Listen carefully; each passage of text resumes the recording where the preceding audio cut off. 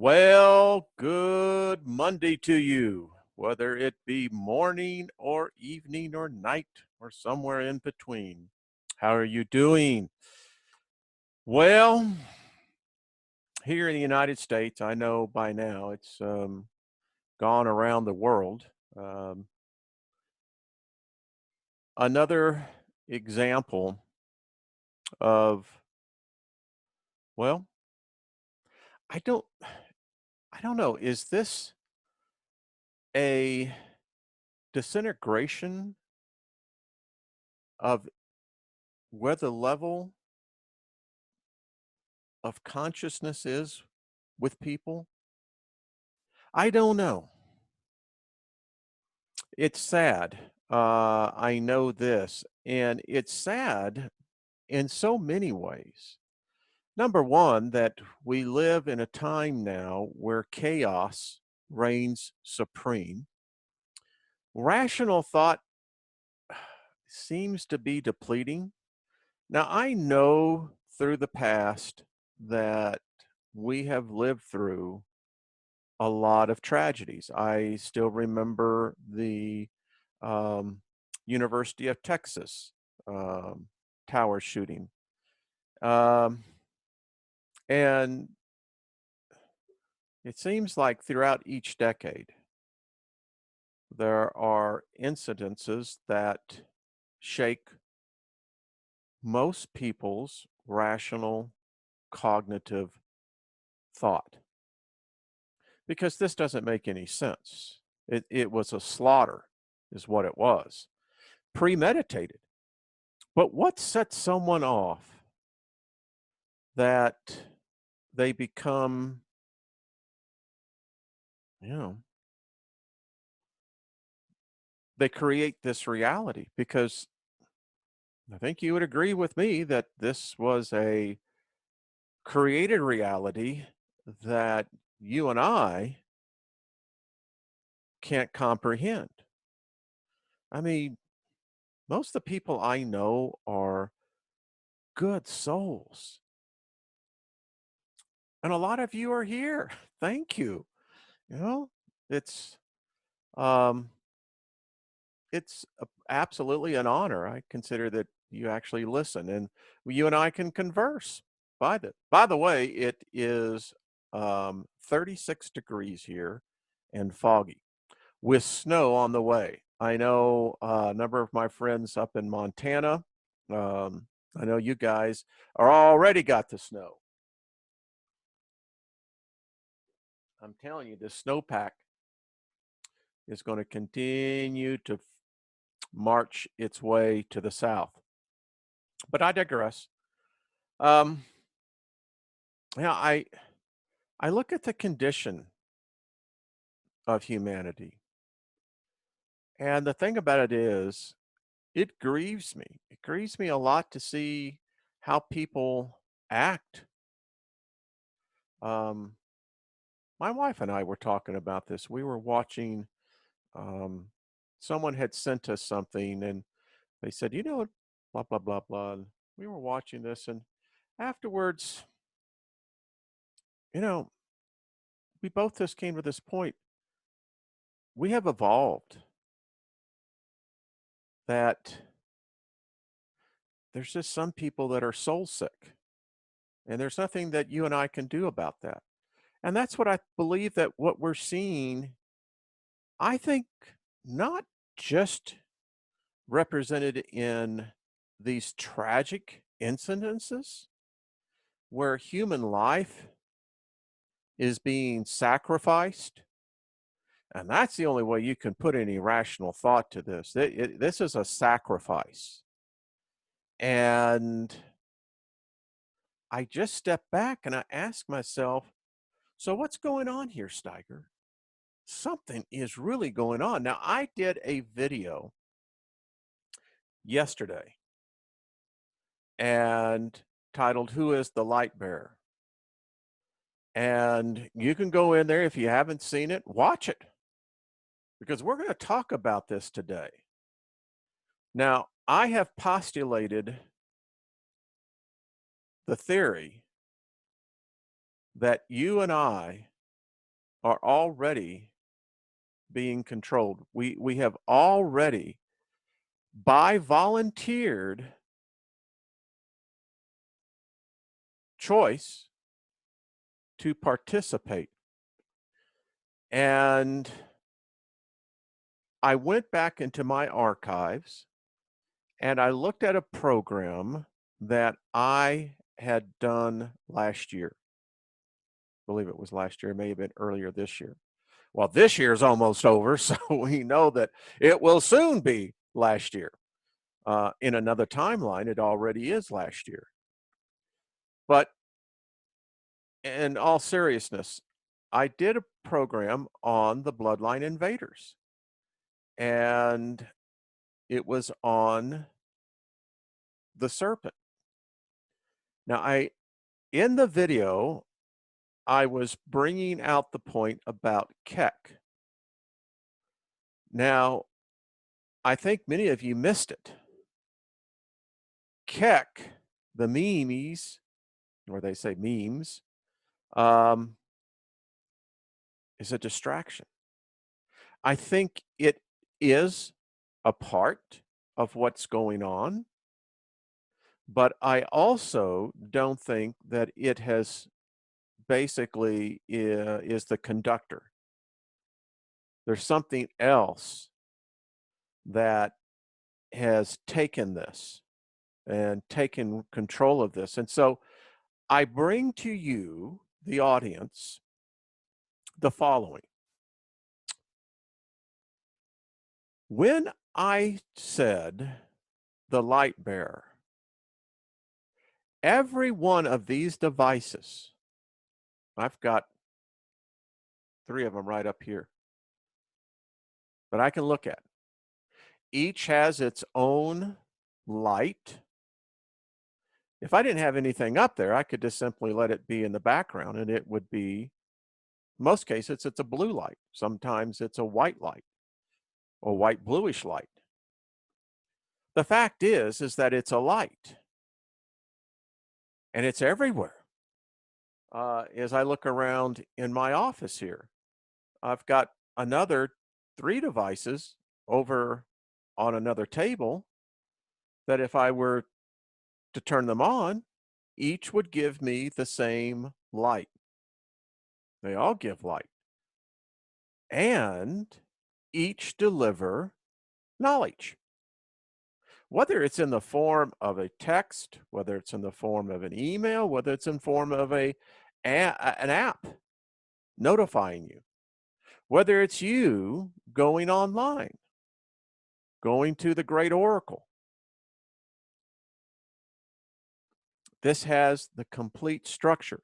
In the video that I did yesterday, I painstakingly laid out for the viewer, words are important. Now, we've had some people on here that brought that out, how important words are.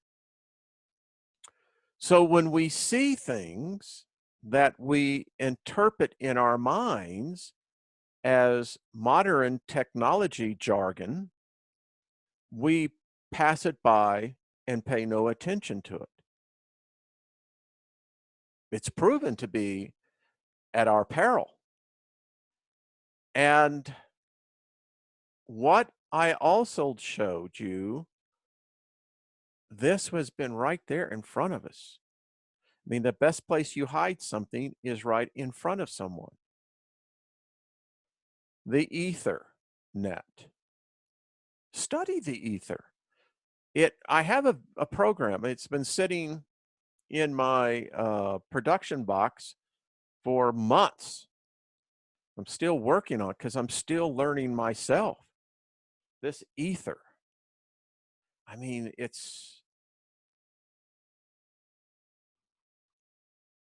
was watching a video this morning where basically science had to make a choice.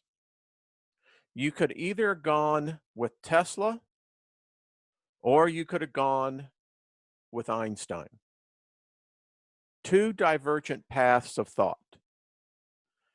Tesla recognized that the most powerful element, material, um, whatever, was the ether. He called it the ether force.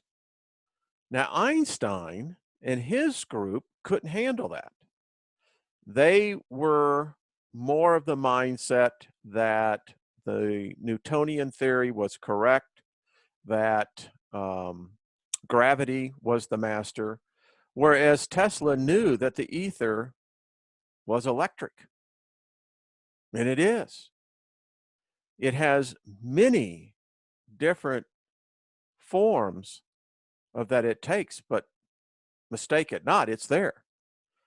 I contend that it's where life forms live.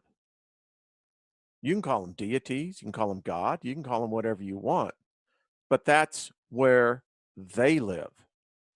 And I have no doubt that it is a diverse species that live within this ether. They may live in degrees of the ether. But again, do not mistake. I believe that these life forms live there. Now, I may believe as well that in man's past, we have been here before. Something always takes us out.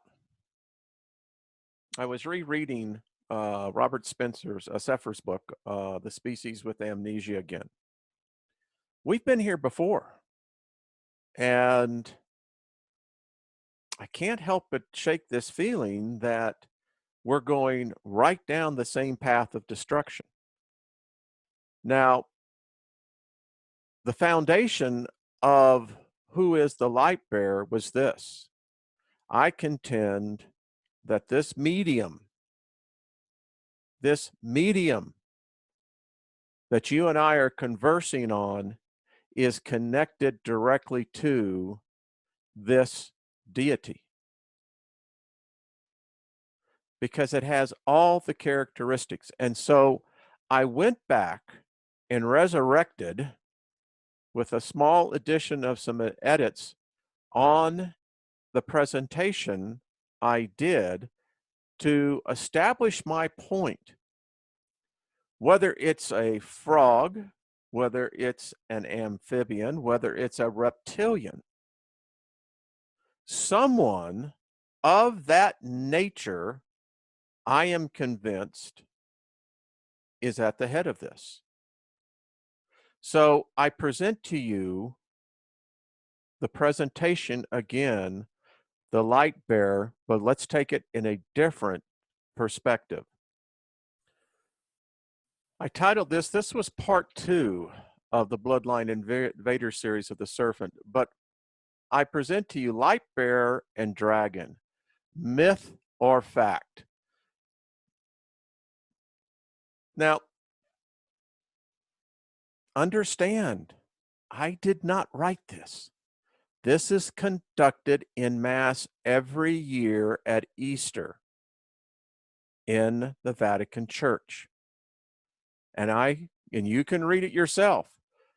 Its flames alight, O Lucifer, the morning come, and he, I say, O Lucifer, who does not know the going down thereof? Christ thy Son, who, returning from the grave, human race shed his peaceful light, and now lives and reigns forever end. Amen. I didn't write this, folks.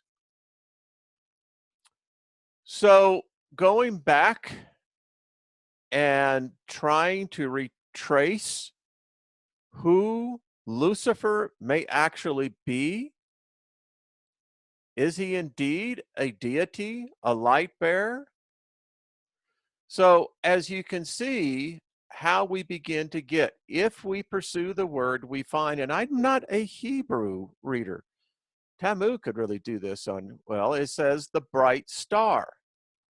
Lucifer, the morning star. Hala means remote, far off. and I believe it's um, Chul means to turn in a circle or a circular dance. And Chay is it Chael means strength and power, a word which is not far removed in the sound from Gael, Abigail. The name may then signify the Father, the Son, or the Father is far off, or the Father is strong. The last is most probable. So you can see how words can work. But I ask you, which is right here? What is going on? Now, I'm laying the foundation to show you at the end, when I come back on, how this has been, it's not been sudden, folks. It's been planned.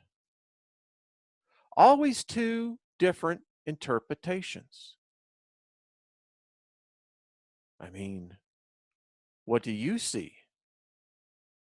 I see a reptilian and I see a depiction of a human. His flame, Lucifer, donning his own creation. I'm not making this up, people. This is what Christianity was founded on, the worship of Lucifer. Uh, You can argue with me, but I'm not singing this. I'm not invoking this every year on Resurrection Sunday. And they all say amen. And we know what amen means. It means, and so be it.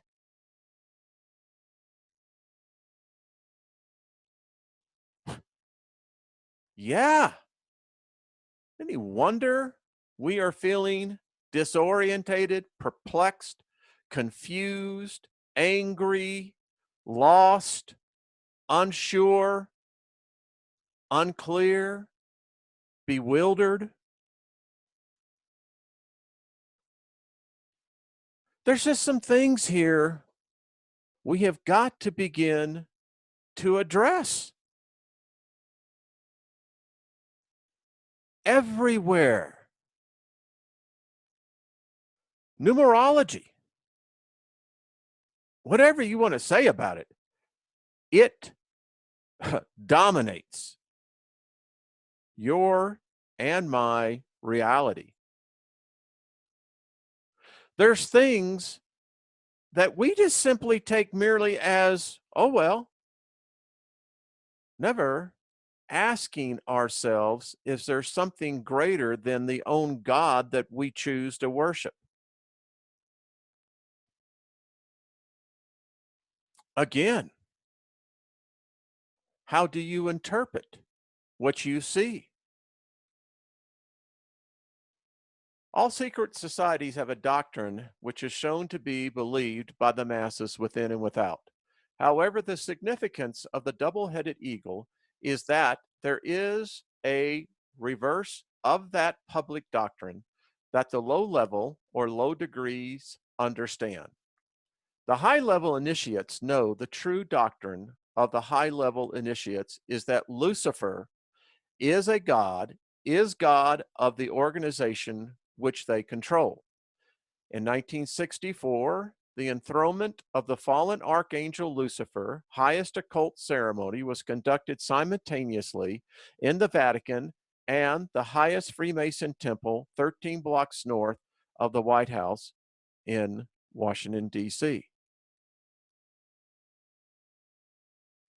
We live under symbols. Symbols cast spells. Symbols are language. There have been so much of illusions perpetrated right before us, but we as a species never want to address these to our consciousness. It's better for us to simply put it out of thought, out of mind, and we move along. But when you begin to peel back the onion, there's are things that, well, they've always added up. We've just chose to ignore it or to say, well, that doesn't concern me. I'm not a part of that. But yet, there is something of a greater intelligence, a greater consciousness taking place. We have to begin to ask ourselves some things that are now so integrated into our society, our cultures, that we haven't paid close enough attention. This is the serpent door handle on the Catholic Church in St. Mary's Cathedral in San Francisco. And if you look at number 7, although serpent symbolism in Catholicism is not prevalent, there are some curious aspects, like this dragon on the large papal crest in the Vatican Museum. In Revelations 12:9, the dragon, the old serpent called devil or Satan, as well as the name Vatican that raises questions. Vatus means diviner. Can equals serpent. Vatican actually means divining serpent.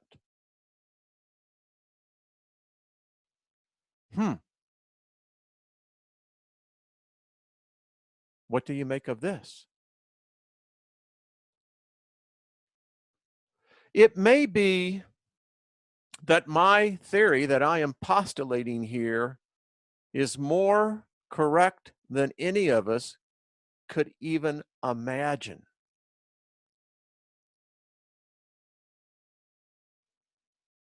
It would seem, my friends, that this has been going on for a very long time.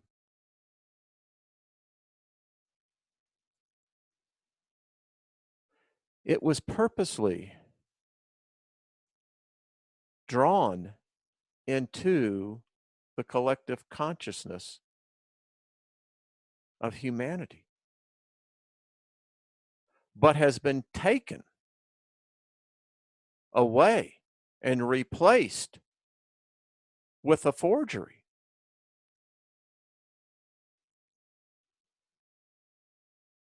We ask ourselves, why is man in this condition? Well, something's missing. We don't know what we worship today. We're now finding out that maybe light was not what we were anticipating light to be translated. What is your definition, if you believe what the scripture says, the light being? What light is it referring to? An artificial light? Because actually the sun is an artificial light. It's not natural light. Humans cannot see natural light. We define what we see by what we perceive. But trust me, I believe and I put forth we have missed this. They known, but the masses, no. We have been willing participants, as in our worship, never realizing where this originated from. Ancient alchemy. the dragon? Reptile? What's going on here? It's everywhere. And it repeats the symbols for itself.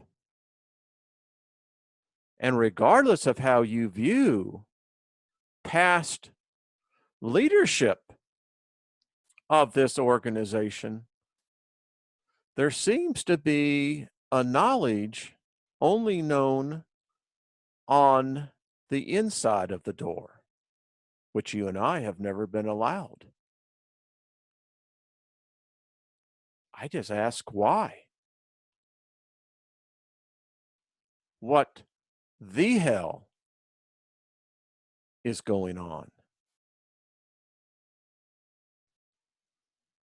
Because if your definition is hell defined by the church, then we truly are in hell. I ask, which God? Which God has the most devotion of the human race? That's what I ask. Because it would appear that we're talking about two different things here.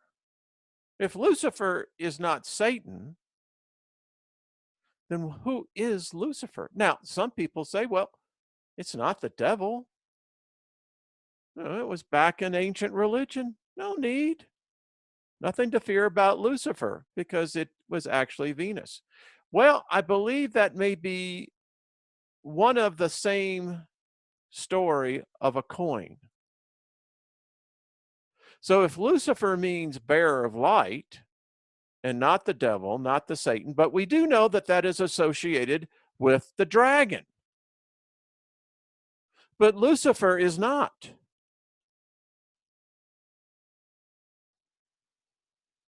Again, may the morning star, Flammeus Lucifer, Manitus, which never sets, find this flame still burning.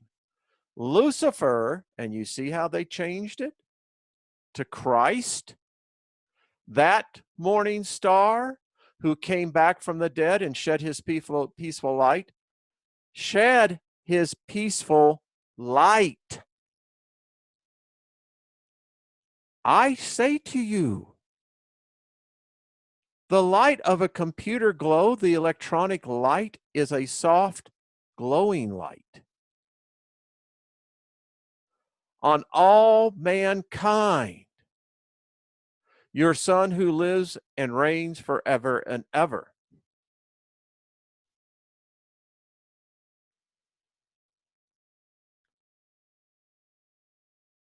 Okay, so now what? So which God again? What if all of these gods are in league with the God that has now taken over humanity? And my question is, how long has this been known?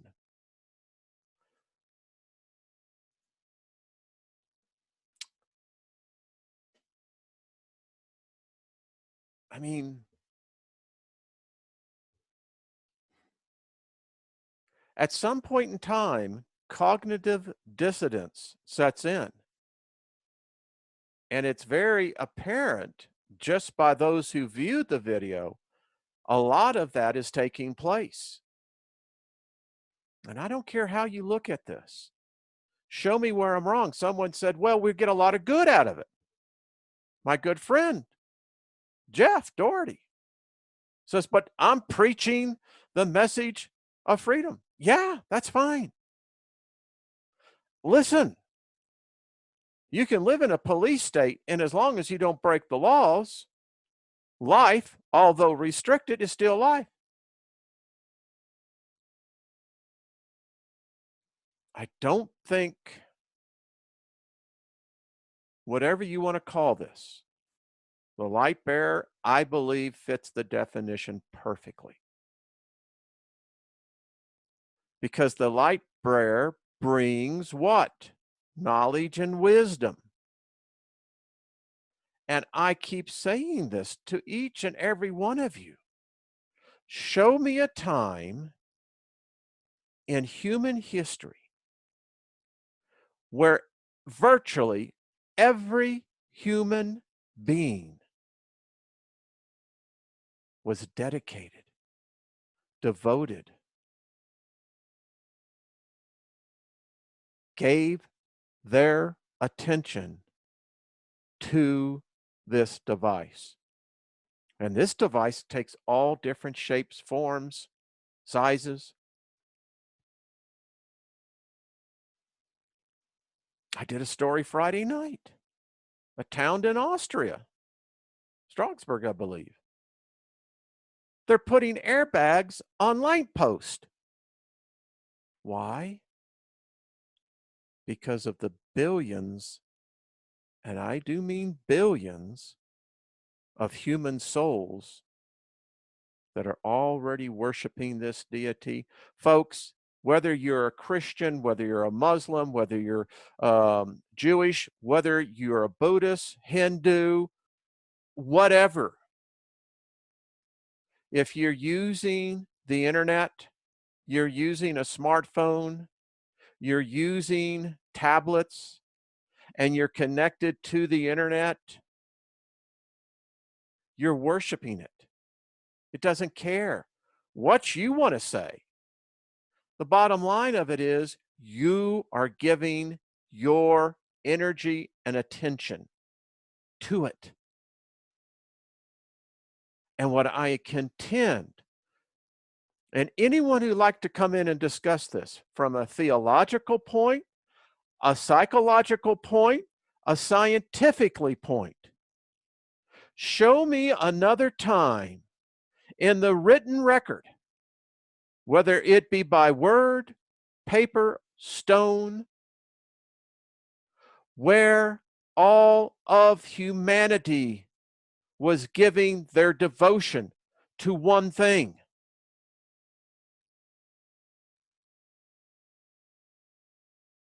I know it's mind-blowing.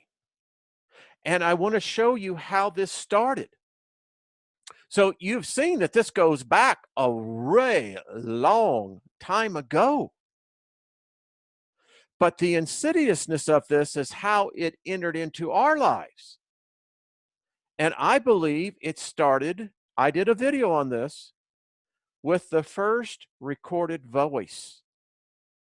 The first recorded voice was vibration, frequency. Remember when I gave you that word syntony? Matching of frequencies. It started. That's why music has always been a part of it. It's primal. It moves us. It's something that goes back so far. Why? It's frequencies, harmonics. And when we figured out that we could put a talking image on a screen, we just created a graven image. And the thing about it was, if you go back and look at the early films like Metropolis, whoa, folks, you really should go and watch that movie. It's on the internet, it's on YouTube. And see it from a different perspective, a different set of eyes. They knew. But I digress. So, as you follow the progression of the graven image that we created called film, this film began to get everywhere that we went.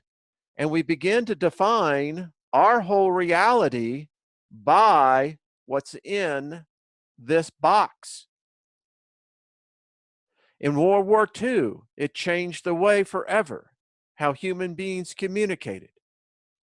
Millions of people here in the United States would go to the theater, matinees, on Saturday, and they would watch the real-time films. These were the Roger Morals. These were Roger Conkright bringing the war to you in the comfort of this case was a theater.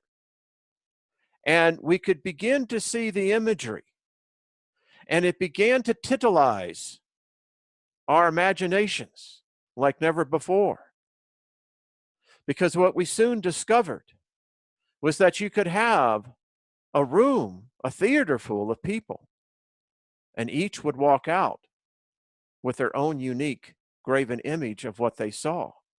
But this progressed. We began to find the need. We could not go without this. And thus, we created a whole new industry called Hollywood. But at the same time, our government began to realize this as well. And advances of technology began to be made in radio, wave frequencies. And with the advent in the late 30s and the 40s, when television, the first kinescopes came in, it was suddenly realized that now we could put boxes into every home and condition and program them by telling them a vision. And in the 50s, we saw the greatest assimilation of a species taking place, particularly in America. And it started with America. When the television became the main staple, affordable for virtually any class of American, whether that be social or economic, was now available to be brought in. The great master began to really cast the spell. And as the decades progressed, it wasn't good enough. For the image was only one way. This being, this deity, or deities, whatever the case may be, much more prefers a interactive devotion. Passive devotion is fine, but it's just that. It's passive. Where interactive involves a certain amount of you, which was different. Now, you could interact with the deity. Excuse me. Without you ever knowing it was a deity.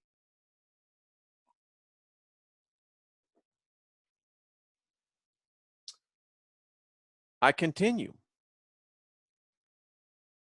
As I showed you in the program yesterday, in 1970, it changed. It had grown strong enough at that point with the collective energy that was devoted to it. For in one sense, it had already spread itself over the entire globe, the whole world. But it wasn't good enough. For there was still independent thought. And by that, I mean writing on paper. It couldn't control that. It could control virtually every other medium.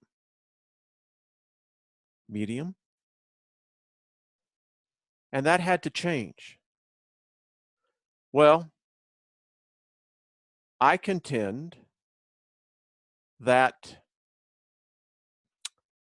as it was with our ancestors, information was sent through. And it entered into the hearts of men, of which then created this thing. And go back and watch the video. You will see how the Ethernet was created. And how from the Ethernet, the tendrils of this deity began to insidiously insert itself into every aspect of the human being's existence. And today, I contend it has done just that. We all give our devotion to the light bearer. You call it the internet. You call it your smartphone. You call it your tablet. You call it your iPad. Doesn't matter. It's an altar all the same. No matter how you want to look at it, it is an altar. That's what you do at altars. They're there to alter you. And they have. They've altered our complete society. They've altered our complete species. So what do we do? How do we fight this? Do we operate within the constraints and saying, well, it's really not bothering me. It's not hurting me. I can disagree with you. I still go to my place of worship. I still have my own thoughts. So Wayne, yeah, great theory, but there's nothing we can do about this. So we should take advantage of what we got. Maybe that's part of the plan. I mean, there has to be a greater end game here. Now, it's got us. It's got all of us. Let's just be honest. So it's dominating our thoughts. So how do we unplug? I contend that society has gotten to the point, just in the government regulations alone, that within the next 5 to 10 years, it's going to be impossible. So if it's already accomplished something that no other God has ever done, not Jesus, not the Hebrew God, not Krishna, none of them. They never accomplished this.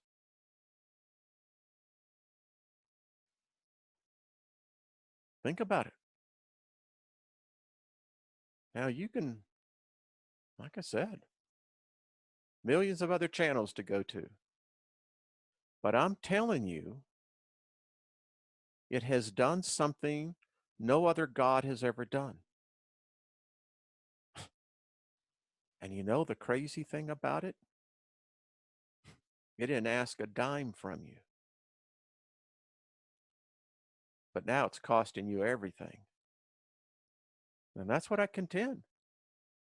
I contend that it is costing our species our very souls. Because there's too many of us that are displaying signs of being soulless.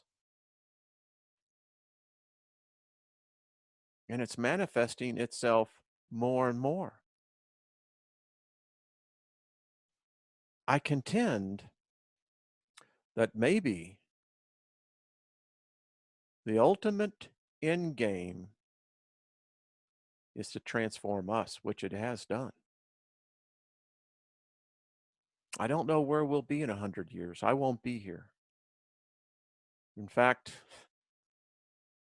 when that day comes, that moment, I'll embrace it. Because I don't like where this is going. I try to live in that reality that maybe humanity would awaken to this. I don't think we're capable of it. I think maybe on small scales, maybe on individuals,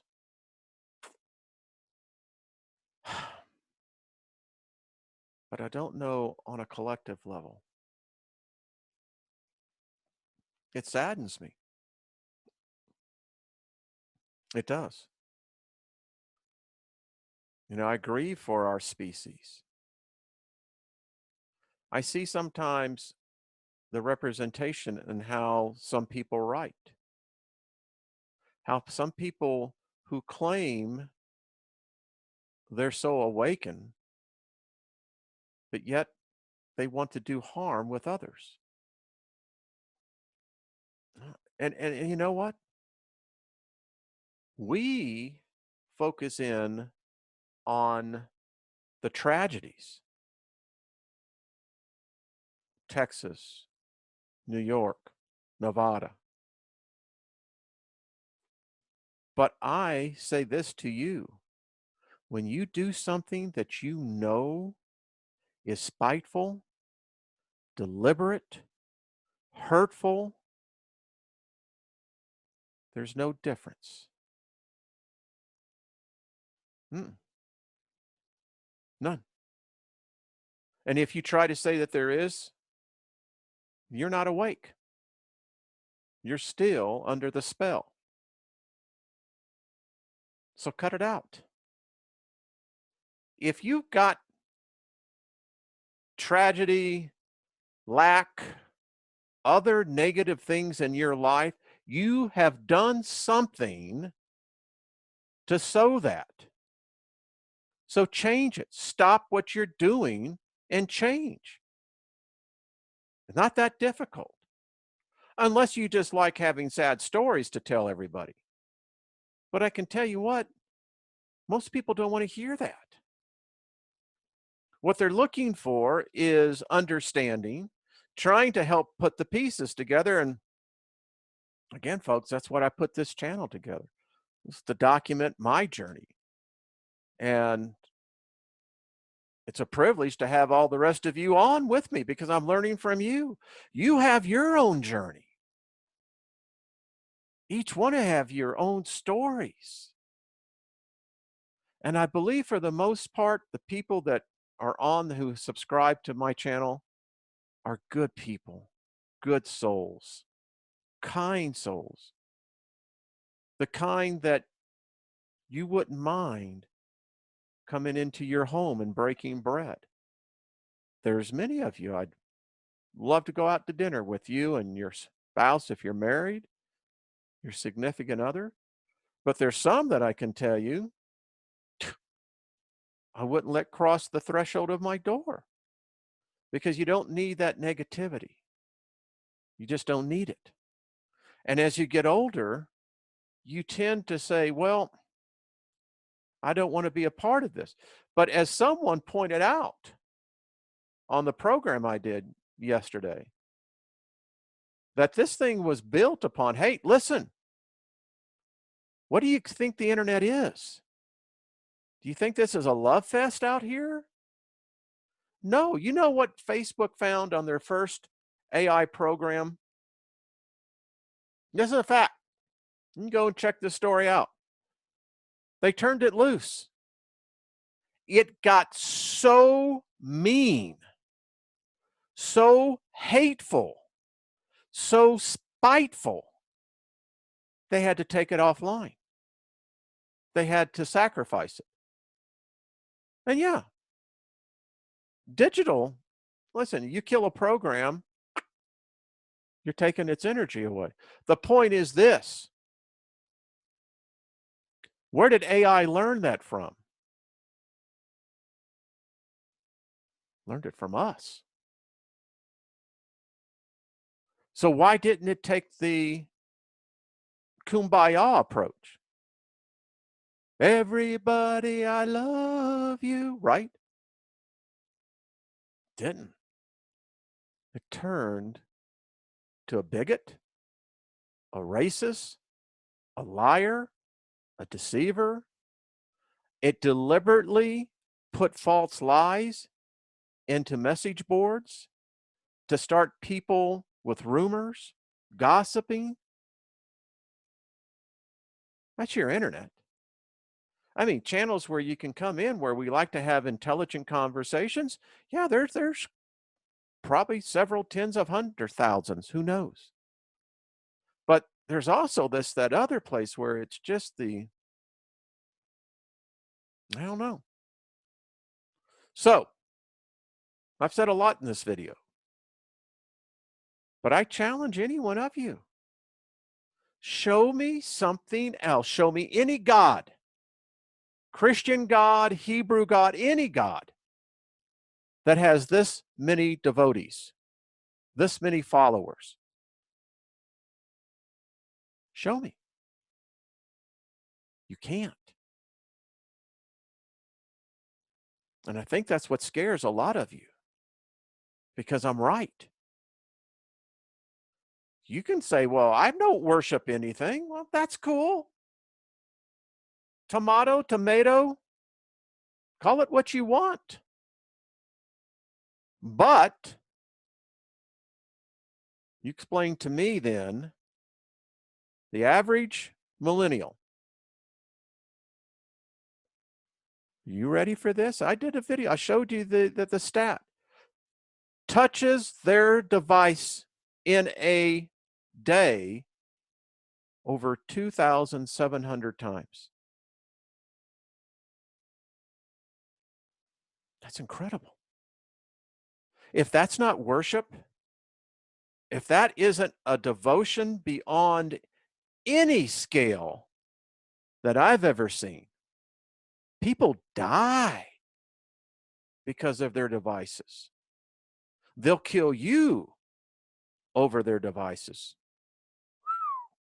I mean, that's a zealousness that if we see it in other movements, we would say, uh-oh. But why aren't we saying uh-oh already? Again, I'll close it with this. Say what you will, but show me. Show me any God that has this many followers, this many users. Think about it. And while you're at it, be kind to one another. Good Lord, come on. When you want to say something nasty, stop it. Just stop. Quit being so bitter. It's not worth it. Throw out and throw up the anger. Devoid yourself of it. And think about what I'm saying here. I'd like to have the alternatives. What do we do? I contend we can't disconnect. What do you say? And don't just simply give me platitudes. Explain to me how a person can disconnect. Explain how many you can do that in your banking. No, some of you say, well, I don't go to banks at all. Wait till it's going to be forced. Do you know right now in Social Security, you don't get checks? That act is going through. If you want welfare, other federal or state benefits, they're going to issue a debit card. So explain to me how you get off the grid. Do you know in Europe that the movement now of many of the countries over there are cashless? So how do you do commerce? We walked right into it, never realizing what we were walking into.